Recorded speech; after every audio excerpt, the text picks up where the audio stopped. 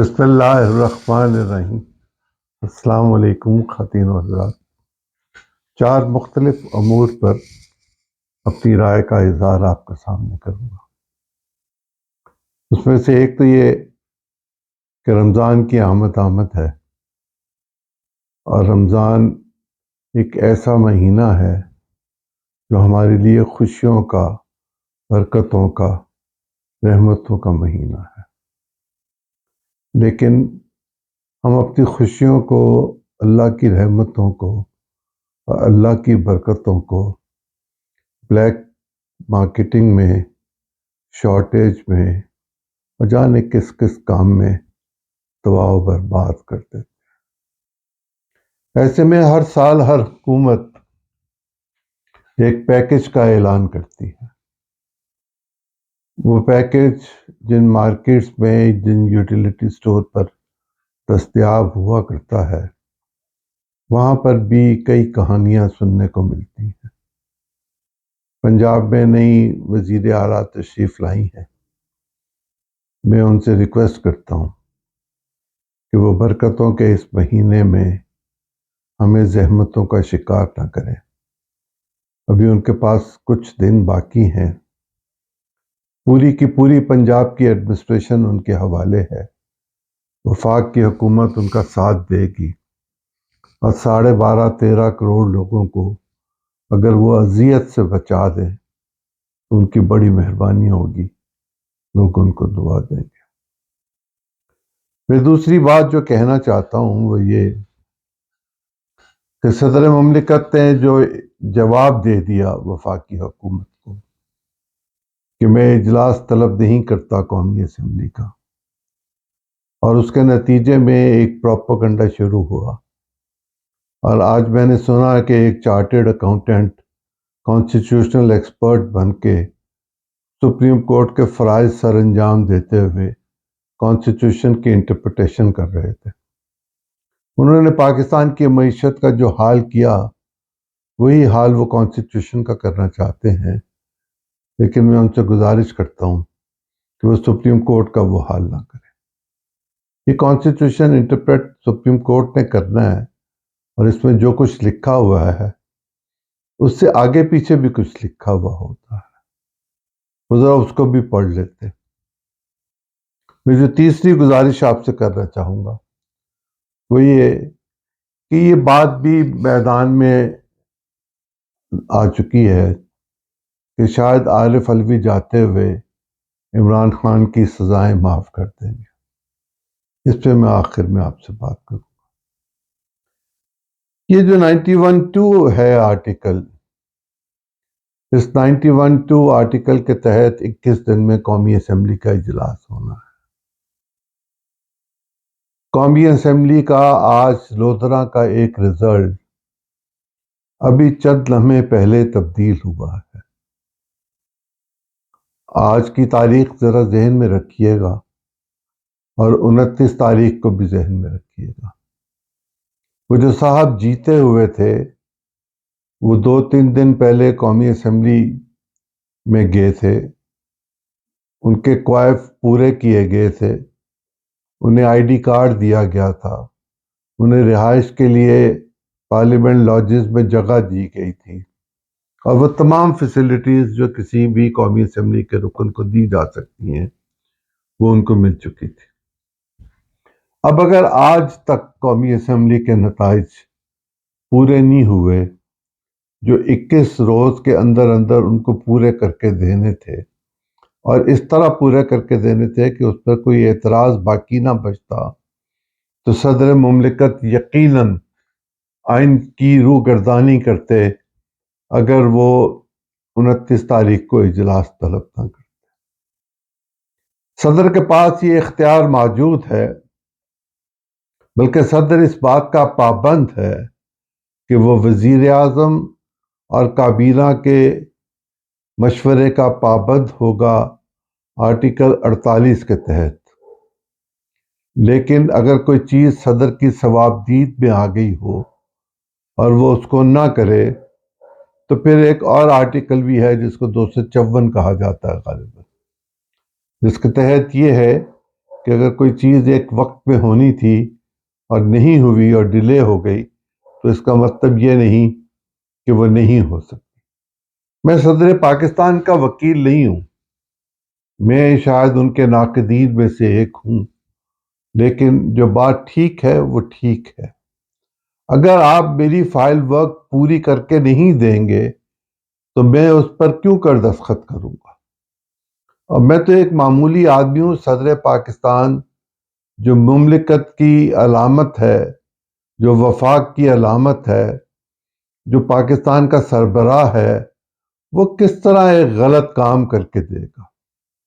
اور کبھی کوئی یہاں کھڑا ہو کے، کبھی یہاں کھڑا ہو کے، کبھی یہاں کھڑا ہو کے اس کو حد سے تنقید بنا رہا ہو جبکہ وہ اپنے گھر جانے والا ہو، تو یہ بات مناسب نہیں اور یہ کانسٹیٹیوشنل ایمبیگوٹی پیدا کرتی ہے۔ وہ پارٹیز جو اسمبلی کے اندر جانا چاہتی ہیں، حکومت بنانا چاہتی ہیں، وہ تو ایک فریق ہے، لیکن اگر یہ کہا جائے کہ صدر بھی فریق ہو گیا ہے، وہ ماضی میں ہوئے، اس میں کوئی شبہ نہیں ہے، میں نے خود اس پر تنقید کی، لیکن اس وقت جو صورتحال ہے، اس وقت جب تک یہ معاملہ حل نہیں ہوگا، اور یہ معاملہ بھی ممکن ہے کل حل ہو جائے، کیونکہ الیکشن کمیشن نے کل تاریخ مقرر کی تھی آج کی، لیکن آج ہم نے سونے پر سہاگا یہ کیا کہ باقی پولیٹیکل پارٹیز نے یہ کہا کہ یہ جو ونڈی کا مال ہے یہ ریوڑیاں ہمیں دے دی جائیں۔ گویا وہ خواتین یا وہ اقلیت کے نمائندے جو ایک خاص طریقہ کار کے تحت کسی پولیٹیکل پارٹی کا حصہ بننے ہیں، وہ ہمارے حوالے کر دیے جائیں، ہمارے کھاتے ڈال دیے جائیں، اور 62-63 کی شرائط کے مطابق ہم جانیں اور وہ جانیں۔ یہ پارلیمنٹ ہے، یہ کوئی بچوں کے کھیلنے کی چیز نہیں، یہ ریاست کا سب سے بڑا ادارہ ہے، اس کی عزت اور احترام جو ہے وہ ہمارے لیے ملحوظ خاطر رکھنا بہت زیادہ ضروری ہے۔ ایسے حالات میں تو صرف ایک ہی سوال کرنا چاہتا ہوں۔ میرے تو خیر دوست ہیں پرویز اشرف صاحب، باوجود اس کے کہ وہ اسپیکر قومی اسمبلی ہیں، کیا ان کے پاس کوئی اختیار ہے کہ وہ پارلیمنٹ کا اجلاس بلا سکیں؟ صرف ایک اختیار ہے، اور وہ اختیار یہ ہے کہ ممبر قومی اسمبلی اجلاس ریکوزٹ کرے، تو اسپیکر 7 سے 14 دن کے اندر اجلاس بلانے کا پابند ہے، آئینی طور پر پابند ہے، اور اس کے علاوہ مجھے کوئی کلوز نظر نہیں آ رہی کانسٹیٹیوشن میں کہ جس میں اسپیکر یا اسپیکر کا آفس از خود نوٹیفیکیشن جاری کر کے، از خود قومی اسمبلی کا اجلاس بلا کے، از خود اوتھ لے کے، از خود اسپیکر کا انتخاب کرا کے یہ سارے کام کر سکتے۔ یہ سب غیر قانونی ہوں گے، یہ سب غیر آئینی ہوں گے، اور پاکستان کی تاریخ میں آج کے واقعات اچھے لفظوں کے ساتھ نہیں لکھے جائیں گے، بدترین دور کہا جائے گا اس کو۔ ممکن ہے اس کو فاشسٹ دور کہا جا سکے، ممکن ہے اس کو غیر آئینی دور کہا جا سکے، ممکن ہے اس کو غیر سیاسی دور کہا جا سکے، ممکن ہے اس کو کسی اور نام سے یاد کیا جا سکے، لیکن نہ یہ جمہوری ہے، نہ یہ پارلیمانی ہے، نہ یہ اخلاقی ہے، اور نہ یہ سیاست کے تقاضے پورے کرتا ہے۔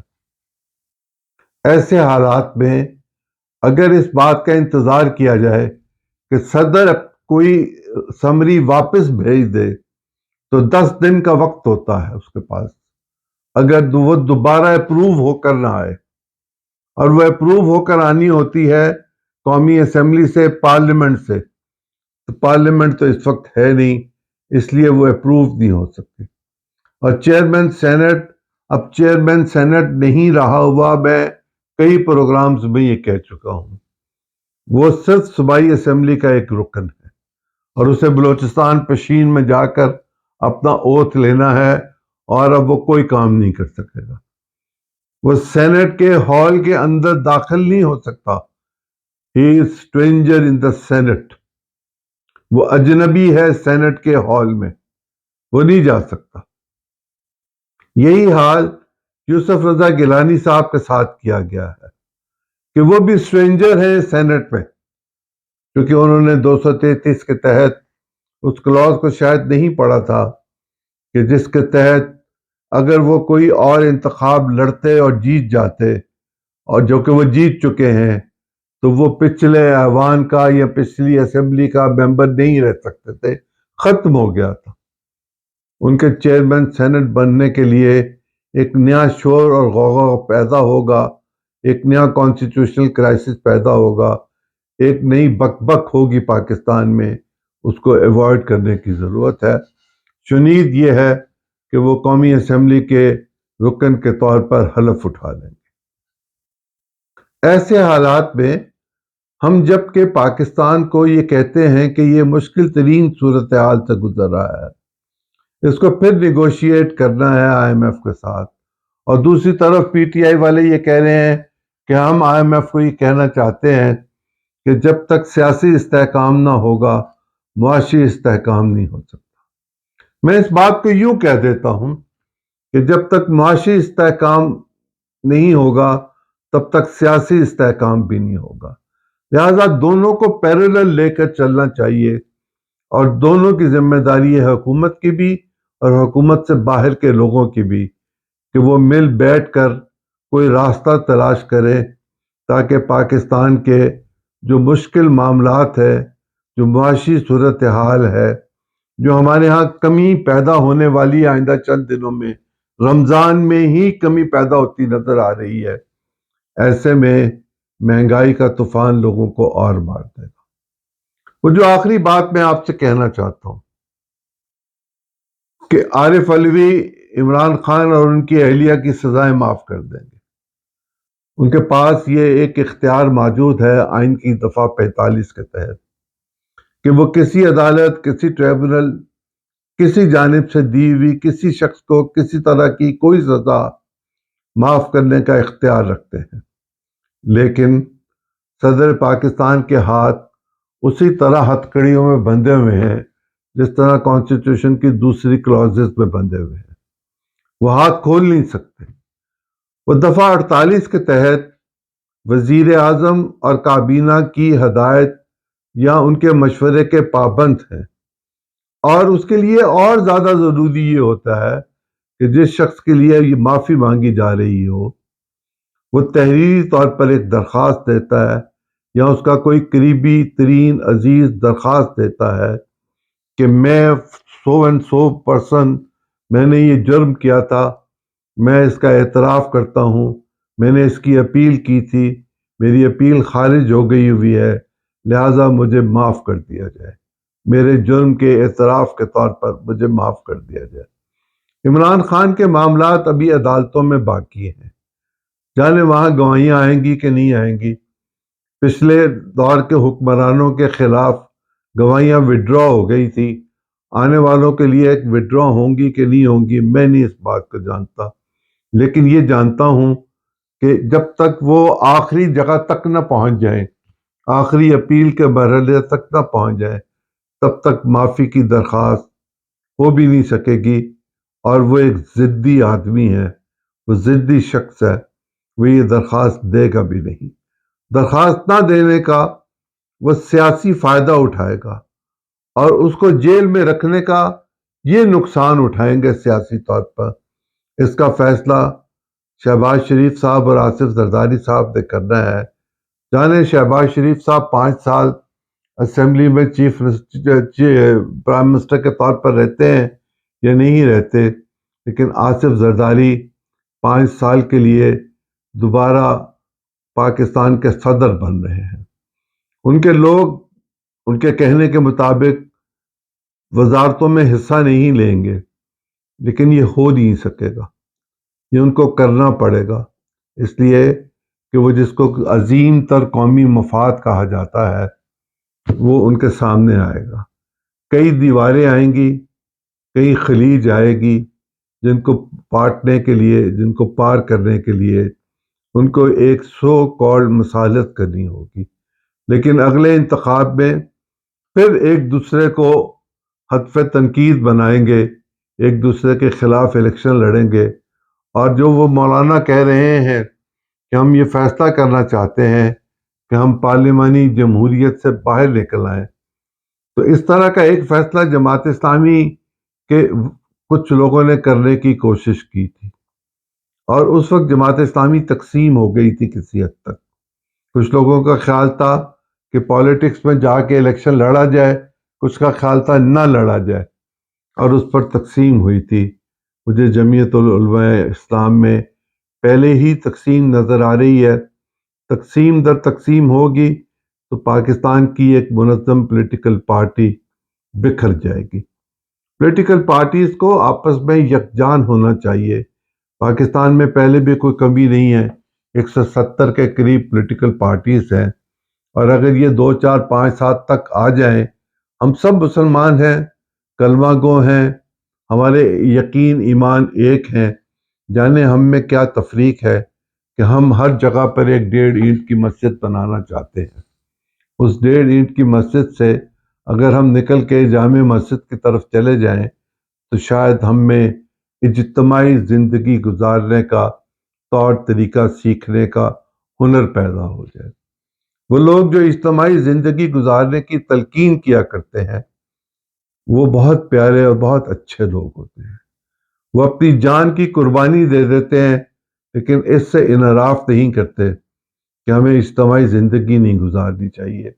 ہمارا دین ہمیں اجتماعی زندگی ہی گزارنے کی تلقین کرتا ہے۔